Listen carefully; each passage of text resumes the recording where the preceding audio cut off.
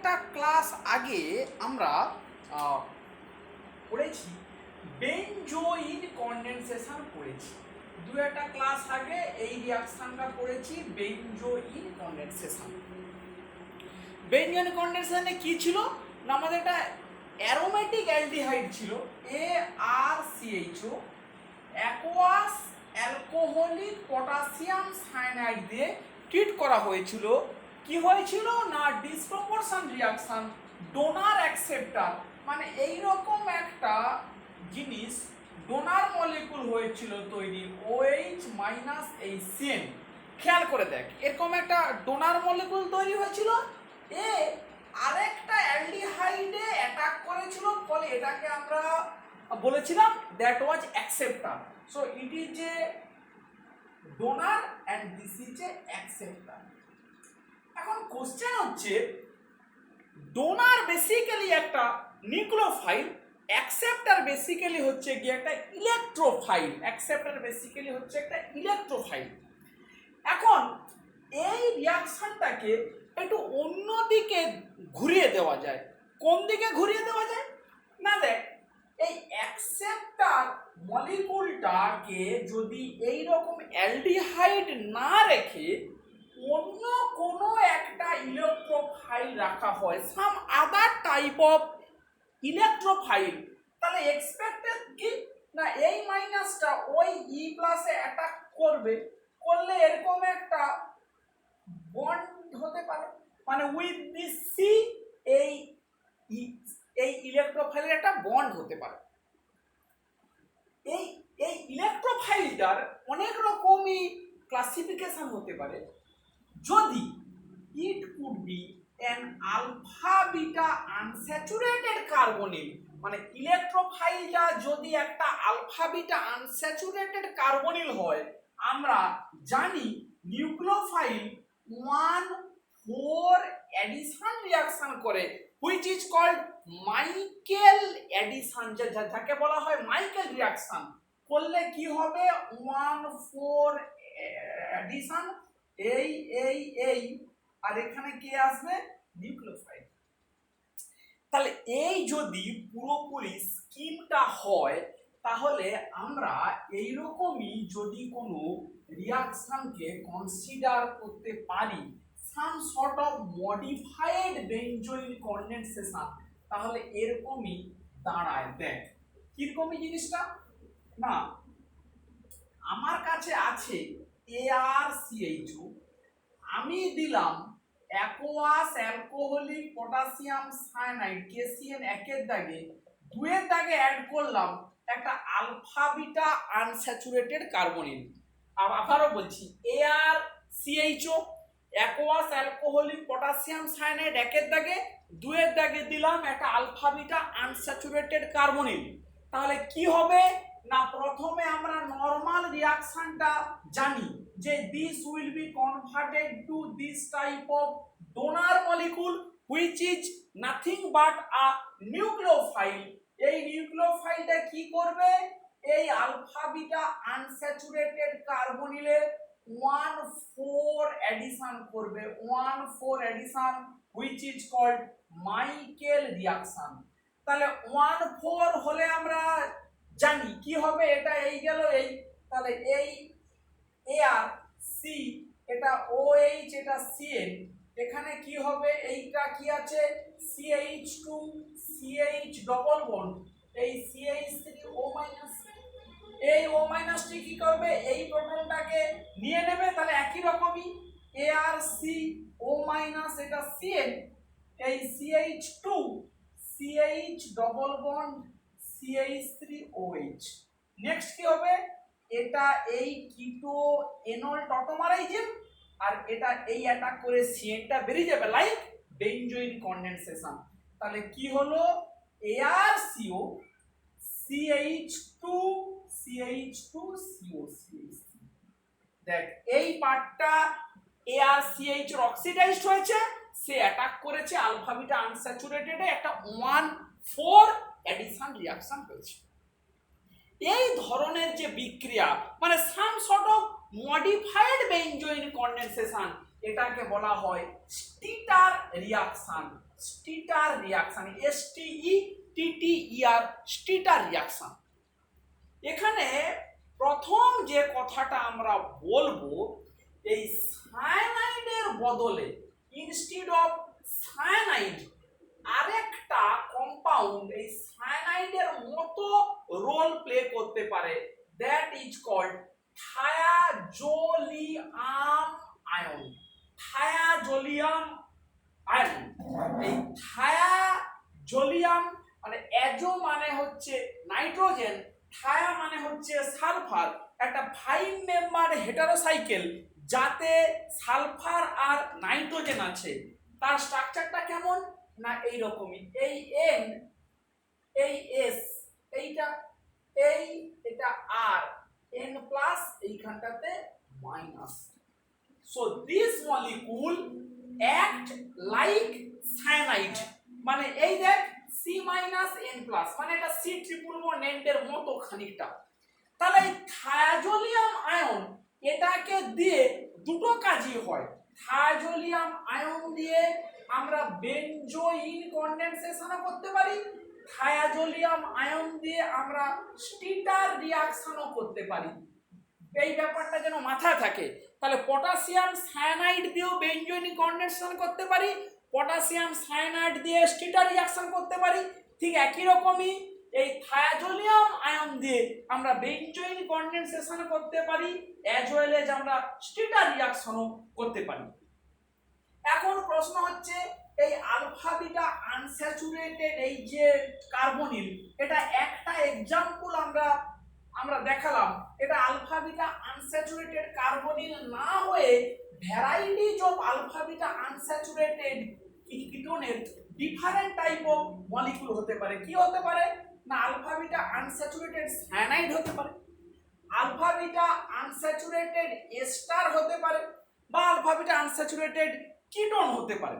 তাই আমরা যদি দু একটা এক্সাম্পল এরকম করে দেখাই যে ArCHO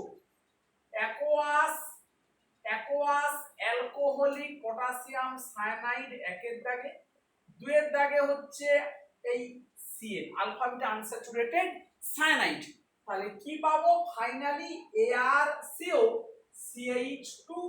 CH2Cl, এই ArCH এরকম একটা মলিকুল আমরা পেতে পারি। একটা খুব ইন্টারেস্টিং এক্সাম্পল দেখ, সাম সর্ট অফ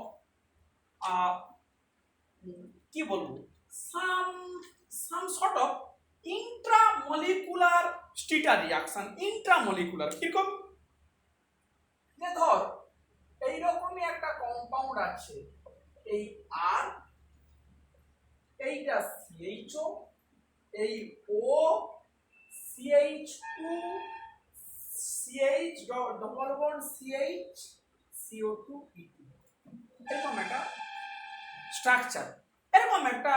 স্ট্রাকচার দেওয়া আছে। মানে CH2 CH double bond CH এই CO2, এইটাকে বললো যে এইরকমই থায়াজোলিয়াম আয়ন দিয়ে ট্রিট করা হলো, এই N প্লাস এইখানটা মাইনাস কি হবে। তাহলে আমরা যদি একটু স্টেপ এগিয়ে গিয়ে যে মানে ভাবি, তাহলে এটা কি করবে, অ্যালডিহাইডে অ্যাটাক করবে, করে ওইরকম একটা ডোনার সেন্টার প্রথমে তৈরি করবে। তাহলে তার স্ট্রাকচারটা ড্র করি, এই R, এই O এরকম করে ড্র করি, CH2 double bond CO2 ET, এখানে কি হবে C, এটা হবে OH, এইখানটাতে মাইনাস, এখানে কি হবে থায়াজোলিয়াম আয়নটা, এইটা এই যে C থেকে একদিকে N একদিকে S, এই আর এই আর এইটা প্লাস, এই আমার থায়াজোলিয়াম আয়নটা অ্যাটাক করেছে এইভাবে। এবারে এই মাইনাসটা কি করবে, এই আলফা বিটা, তাহলে এই কোথায় অ্যাটাক করবে, এই আলফাতে অ্যাটাক করবে, এই চলে যাবে। তাহলে এই রকম ভাবে ইন্ট্রামলিকুলার স্টিটার রিঅ্যাকশন। তাহলে এইটা কত মেম্বার হবে রিং, 1 2 3 4 5 6, এটা 6 মেম্বার রিং তৈরি হবে। যদি ভালো করে স্ট্রাকচারটাকে ড্র করা যায় তাহলে কি হবে, এইটা হবে আর, এইখানে অক্সিজেন এই এলো। খুব ভালো করে স্ট্রাকচারটাকে ড্র করতে হবে, যে যেখানে আছে সে সেখানে। এটা 1, এটা 2, 3, 4, 5, এই 6।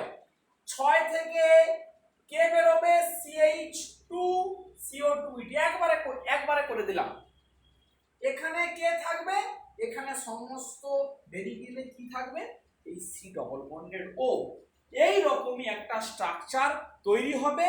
এই মেকানিজমটা কেউ বুঝতে না পারলে বাড়িতে একবার প্র্যাকটিস করবি। মানে এখানে 1,4 হবে, তারপরে এইটা অ্যাটাক করবে, এইটা যেমন সায়ানাইড বেরিয়ে যায় তেমন ওটা বেরিয়ে যাবে।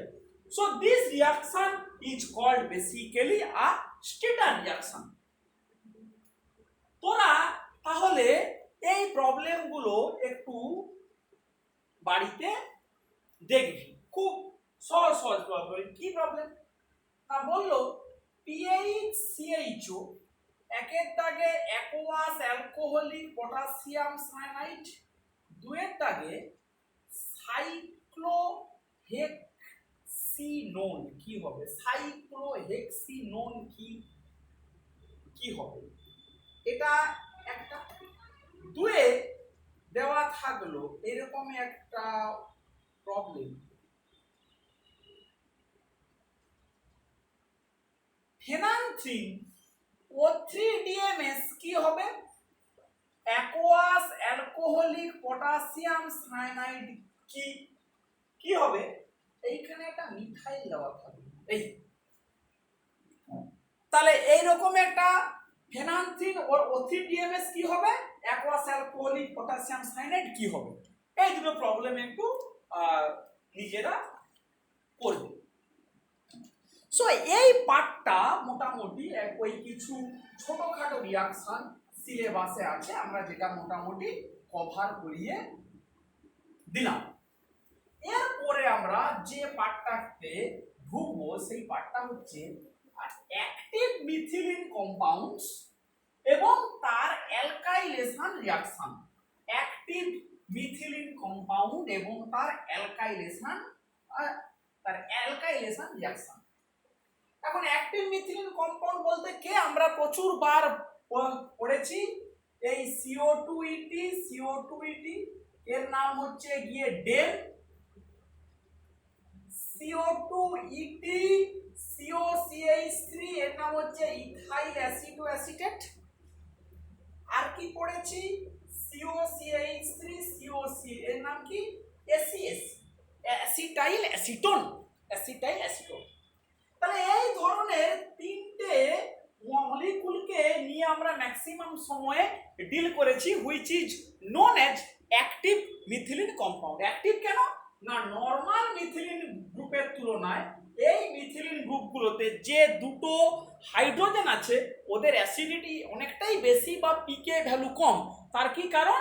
দুটো করে স্ট্রং ইলেকট্রন উইথড্রয়িং গ্রুপ আছে।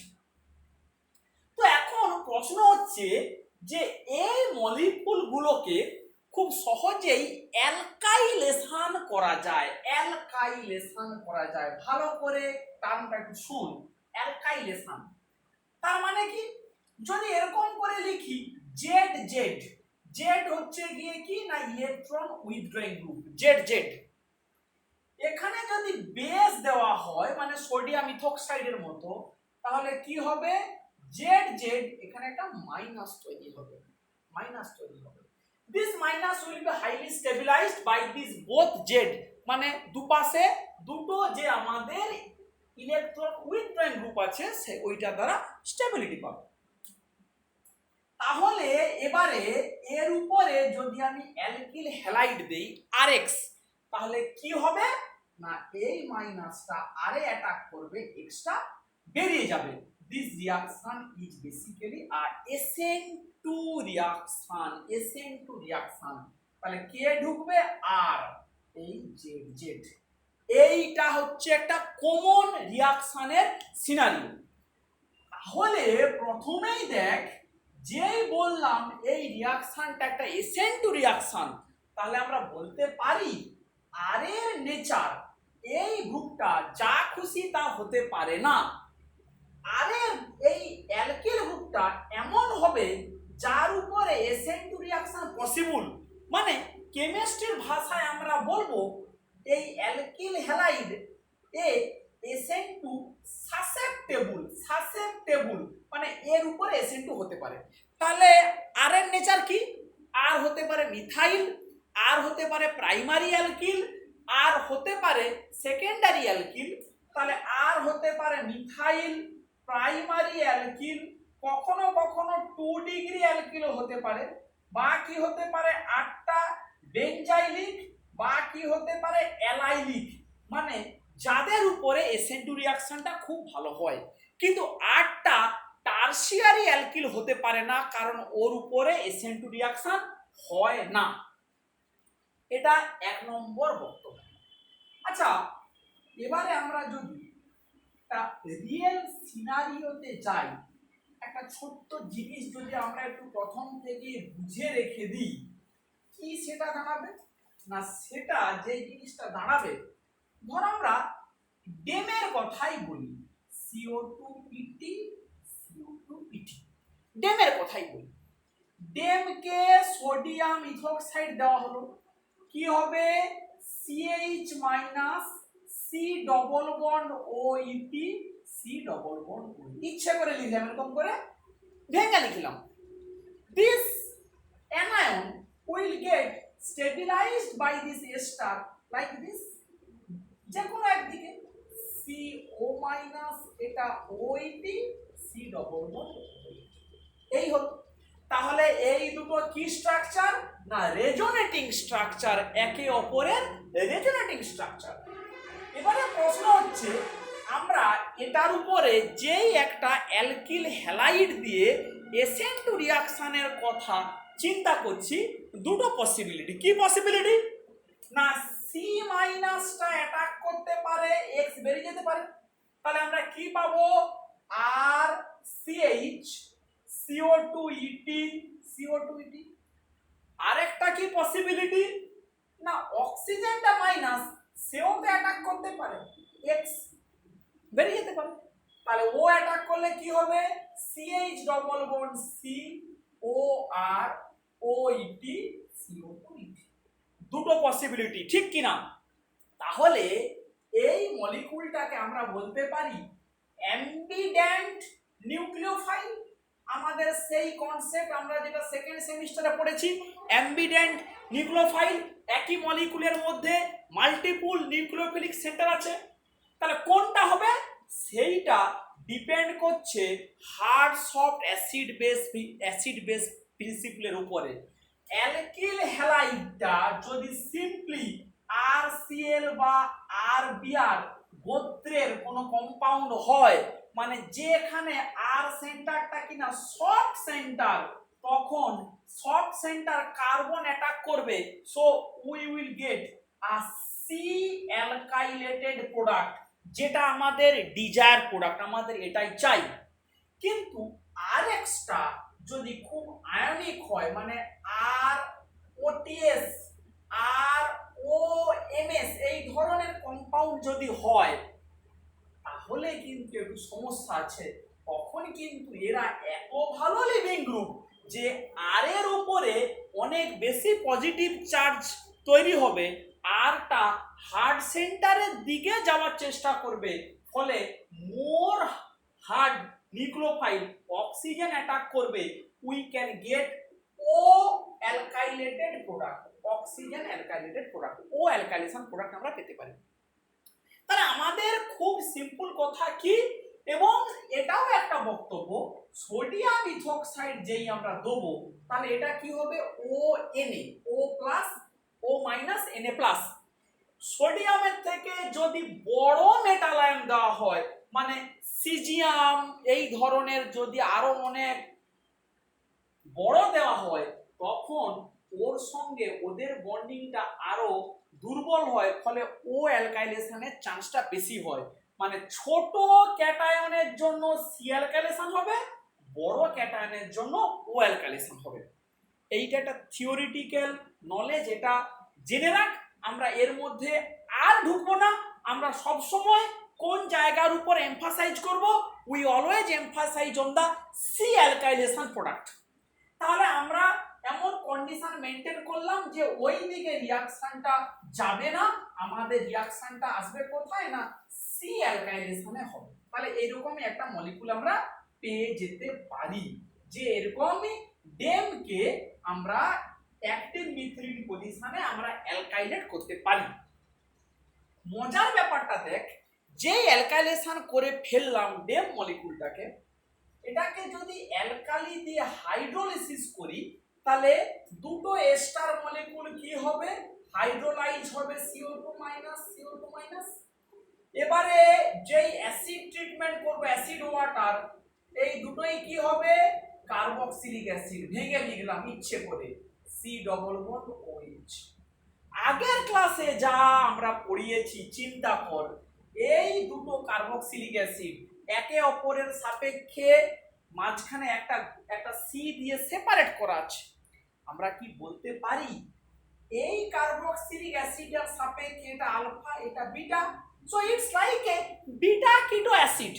আবার এই অ্যাসিডটার সাপেক্ষে আলফা এটা বিটা পজিশন, সো দে আর একে অপরের সাপেক্ষে দে আর বেসিক্যালি বিটা কিটো অ্যাসিড। ফলে হিট করলে আমরা যেমন পড়েছি ভায়া 6 মেম্বার সাইক্লিক ট্রানজিশন স্টেটের থ্রু দিয়ে একটা কার্বক্সিলিক অ্যাসিড ডিকার্বক্সিলেশন করবে and we will get RCH2CO2H, এরকম একটা মলিকুলে আমরা পৌঁছে যেতে পারি। খুব ইন্টারেস্টিং। তাহলে কি দাঁড়ালো, আমরা শুরু করলাম ডেম থেকে শুরু করে কি পেলাম না সাবস্টিটিউটেড অ্যাসিটিক অ্যাসিড বলতে পারি। This is basically substituted acetic অ্যাসিডের ওখানে একটা আর সাবস্টিটিউশন আমরা ঢুকিয়ে দিতে পারলাম।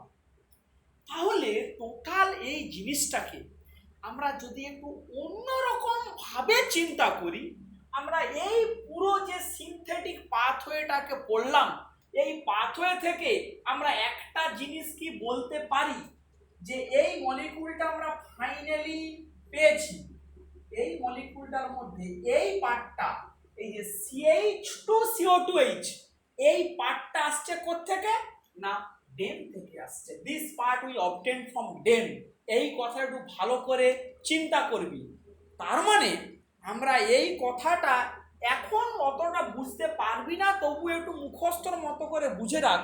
আমরা সবসময় বলবো CO2H। অর্গানিক কেমিস্ট্রিতে এইরকম একটা স্কেলিটন যদি কোথাও থাকে সির পরে CO2H, this skeleton will come from DEM equivalent, মানে ডেম মলিকুল থেকে আমরা এই স্কেলিটনটা আমরা অলওয়েজ পেতে পারি। এখন এক্সাম্পল কি হবে, এক্সাম্পল যত সময় না আমরা দিই ব্যাপারটা এটা বৃথা হয়ে যাবে। কিরকম এক্সাম্পল না, দেখ আমাকে যদি এখন বলে যে কিভাবে ডেম থেকে how can you get DEM থেকে বিউটানোইক অ্যাসিড কিভাবে পেতে পারো। তাহলে বিউটানোইক অ্যাসিডের কি স্ট্রাকচার, CH3 CH2 CH2CO2H, এই হলো কি আমার বিউটানোইক অ্যাসিডের স্ট্রাকচার। তখন আমি বুঝবো এটাকে বলে রেট্রোসিনথেটিক অ্যাপ্রোচ। এই পার্টটা আসবে ডেম থেকে, that part will come from them. আর এই পার্টটাকে আমাকে অ্যালকিল গ্রুপ হিসাবে ইন্ট্রোডিউস করতে হবে। This group has to be introduced by alkyl group. তাহলে আমাদের রিঅ্যাকশনের স্কিম কি হবে না, আমরা ডেম নেব CO2ET একের দাগে সোডিয়াম ইথোক্সাইড 1 মোল, দুয়ের দাগে কি নেব CH3 CH2 Br 1 মোল।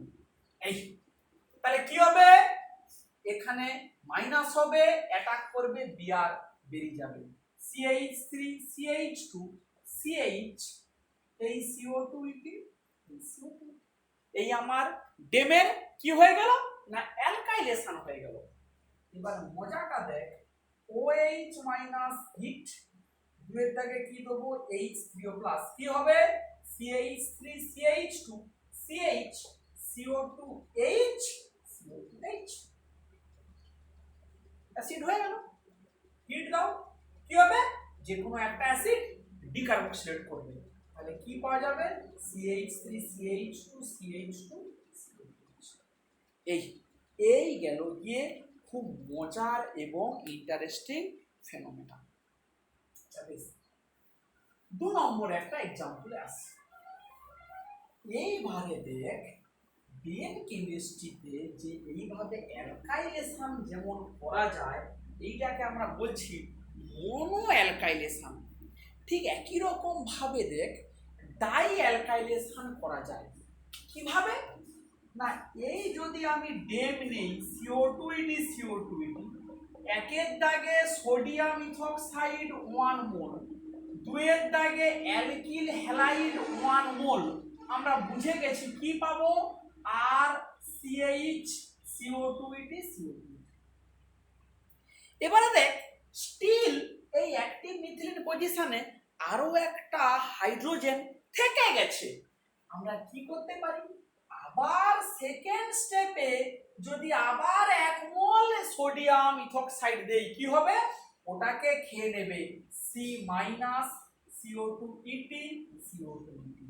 এবারে যদি আরো একটা ডিফারেন্ট অ্যালকিল হ্যালাইড দেই which is of course again SN2 susceptible, তাহলে কি হবে ওই মাইনাসটা অ্যাটাক করবে, এক্সট্রা বেরিয়ে যাবে। তাহলে কি হলো না ডেমের অ্যাক্টিভ মিথিলিন পজিশনে দুটো হাইড্রোজেনকে সরিয়ে দুটো ডিফারেন্ট অ্যালকিল গ্রুপকে আমরা স্টেপে স্টেপে ঢোকাতে পারছি, একসঙ্গে কখনোই হবে না, স্টেপে স্টেপে, প্রথমে একটা তারপরে একটা। তাহলে এবারে দেখ যেই আমি এবারে আমরা বুঝে গেছি OH মাইনাস হিট, দুয়ের দাগে H3O প্লাস, এই তিনের দাগে হিট কি হবে S স্টার ভেঙে হবে CO2 minus CO2 minus, acid দিলে কি হবে CO2H CO2H, হিট দিলাম একটা ডিকার্বক্সিলেট করে যাবে, তাহলে কি পাবি এই রকমই R R prime CH COH। এই এবারে এখানে কোশ্চেন হচ্ছে দুটো ডিফারেন্ট আর, ধর একটা আর হচ্ছে মিথাইল আর আর প্রাইমটা হচ্ছে C4H9, মানে একটা butyl group, normal normal normal আল বিউটাইল গ্রুপ, এরকম হচ্ছে আর প্রাইম। তাহলে কাকে দুটোই SN2 সাসেপ্টেবল, কাকে আগে ঢোকাবো, আগে মিথাইল না আগে butyl, who will be introduced first? কোশ্চেনটা শোন ভালো করে, আর আর প্রাইম ঢোকাবো ঠিকই, আগে আর ঢোকালাম পরে আর প্রাইম, আগে আর প্রাইম ঢোকাতে পারতাম পরে আর কে ঢোকাতে পারতাম। তাহলে যদি রিয়েল সিনারিওতে রিয়েল এক্সাম্পলে এরকমই যদি দুটো গ্রুপ থাকে, একটা ছোট একটা বড়, তাহলে কে আগে কে পরে? নিয়মটা হচ্ছে always small group first, small গ্রুপটা আগে ঢুকবে, লার্জার গ্রুপ ঢুকবে পরে। তাহলে ছোট গ্রুপ মানে মিথাইল ঢুকবে আগে, মানে আর শেষকালে ঢুকবে C4H9। এই কথাটা মনে রাখতে কিন্তু আমাদের হবে। 2 নম্বর যে ইন্টারেস্টিং পয়েন্টটা দেখ, যদি এরকমই দুটো গ্রুপ হয়, আমাকে বললো যে ডেম কেমিস্ট্রির সাহায্যে এইরকমই একটা সিনথেসিস করতে হবে, একদিকে থাকলো CH3 আরেক দিকে থাকলো CD3 CH3 CD3 CH CO2H, তাহলে এটাকে থেকে কি আসবে ডেম, তাহলে একটা গ্রুপকে যদি ঢোকানো কি নেব CH3 বিআর, অন্য একটা কি হবে CD3 বিআর। এখন কোশ্চেন হচ্ছে কে আগে কে পরে, আগে CH3 ঢুকবে না আগে CD3 ঢুকবে? এর উত্তরটা হচ্ছে আর কিছুই নয়, CH3 বিআর এর তুলনায় এই যে ডয়টোরিয়েটেড কম্পাউন্ড হিউজ হিউজ এক্সপেন্সিভ, মানে অনেক অনেক দামি, ফলে এ ঢুকবে শেষে, এক্সপেন্সিভ বলে একে শেষে, ফলে টোটাল ওয়েস্টেজ কম হবে, খরচা কম দাঁড়াবে। এইটা হচ্ছে গিয়ে logic. Next then CH2 CO2 ET CO2 ET sodium ethoxide দেওয়া হলো, কি হবে CH minus CO2 ET CO2 ET। এবারে দেখ এটার উপরে আমরা যদি আয়োডিন দেই I2, নতুন একটা রিঅ্যাকশন, দুটো মাইনাস ডাইমারাইজ করে বললে কি হবে CH CO2 ET CO2 ET CH CO2 ET। এই আমার কি হয়ে গেল, দুটো ডেম ডাইমারাইজ করলো। এবারে দেখ একের দাগে OH মাইনাস হিট, দুয়ের দাগে H3O+, কি হবে CH CO2H CO2H, এইটা কি হবে CH CO2H CO2H। হিট দে, এই দুটো অ্যাসিড থেকে একটা অ্যাসিড কি করবে ডিকার্বক্সিলেশন, আর এই দুটো অ্যাসিড থেকে আরেকটা অ্যাসিড কি করবে ডিকার্বক্সিলেশন। তাহলে কি পাবো CH2CO2H CH2CO2H। এর নাম কি আমরা জানি সাকসিনিক অ্যাসিড। তাহলে দেখ এই পার্টটা এলো কোথা থেকে একটা ডেম, আর এই পার্টটা কোথা থেকে এলো আরেকটা ডেম থেকে। আমরা মানে দুটো ডেমকে ডাইমার করে আমরা জুড়ে নিয়েছি। আমরা ওই জন্য প্রায়শই কি বলে থাকি যে ডেম থেকে আমরা পাবো CH2 CO2H, এই ইউনিটটা আমরা ডেম থেকে পেতে পারি। নেক্সট একটা দুটো এক্সাম্পল